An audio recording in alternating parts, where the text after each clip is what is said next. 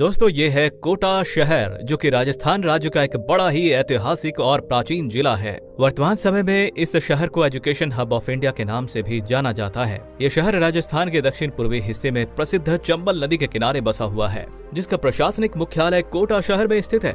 आज के समय में कोटा को राजस्थान की औद्योगिक नगरी के रूप में भी देखा जाता है, जो बड़े पैमाने पर अपने रेशम उद्योग और बढ़ते इंडस्ट्रियल एरियाज के लिए जाना जाता है।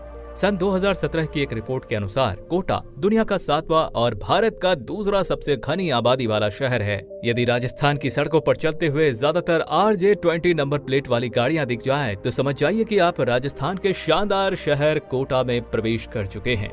ये हमारे देश का एकमात्र ऐसा शहर है जो अपने शिक्षण संस्थानों के लिए पूरे भारत में प्रसिद्ध है, जिससे यहाँ प्रतिवर्ष देश के दूर दराज हिस्सों से 2 लाख से भी अधिक विद्यार्थी मेडिकल और इंजीनियरिंग की तैयारी करने के लिए आते हैं। यहाँ के प्रमुख शैक्षणिक संस्थानों में Gurukul institute of engineering, career point university और एलन करियर इंस्टीट्यूट जैसे कई बड़े शैक्षणिक संस्थान मौजूद हैं। तकरीबन 5217 किलोमीटर के विशाल क्षेत्रफल पर फैले कोटा जिला की वर्तमान जनसंख्या लगभग 22,62,000 लोगों की है, जिसमें यदि हम रिलीजियस परस्यू को देखें तो यहाँ की कुल आबादी में 85% हिंदू, 12% मुस्लिम्स और तकरीबन 3% अन्य धर्मों को मानने वाले लोग निवास करते हैं। वही दोस्तों, यदि हम कोटा शहर के खान पान पर नजर डालें तो कोटा अपने कुछ लाजवाब व्यंजनों के लिए जाना जाता है, जिसमें यहाँ का मूंग दाल का हलवा और रस में डूबी छेना मालपुआ प्रसिद्ध है। वहीं यहाँ की सड़कों पर आप मावा कचौरी, जलजीरा ड्रिंक और वड़ा पाव का भी चटकारा ले सकते हैं। कोटा जिले में कुल 5 तहसील मौजूद हैं और यहाँ के ज्यादातर लोग हिंदी और राजस्थानी भाषा में वार्तालाप करते हैं।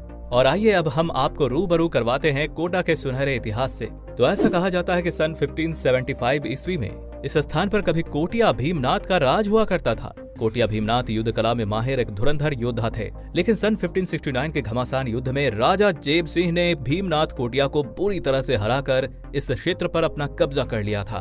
पर राजा जेब सिंह ने कोटिया की बहादुरी को देखते हुए इस स्थान का नाम उन्हीं के नाम पर कोटा रखा तथा उस दिन से लेकर आज तक ये कोटा के नाम से ही जाना जाता है।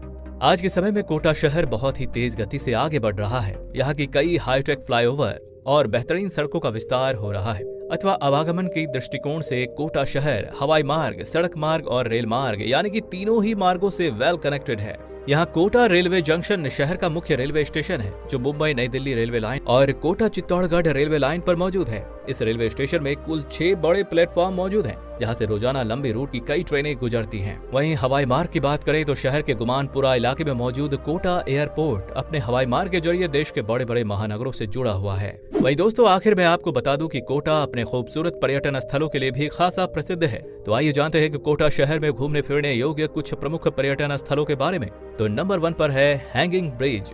कोटा शहर के सेल्फी पॉइंट के नाम से मशहूर ये हैंगिंग ब्रिज पर्यटकों का प्रमुख केंद्र है। लगभग 60 मीटर ऊंचे इस पुल का उद्घाटन साल 2017 में भारत के प्रधानमंत्री नरेंद्र मोदी के द्वारा किया गया है। Number 2, 7 wonder park. जी हाँ, अब आपको दुनिया के 7 अजूबों को देखने के लिए अलग अलग देशों में जाने की कोई जरूरत नहीं है, बल्कि आप इन 7 अजूबों को कोटा शहर में ही देख सकते हैं। ये पार्क कोटा शहर के गायत्री विहार इलाके में मौजूद है तथा बद्री की दुल्हनिया जैसी मूवी में इसी पार्क का चित्रण दिखाया गया था। और नंबर 3 पर है मुकुंद्रा हिल्स टाइगर रिजर्व।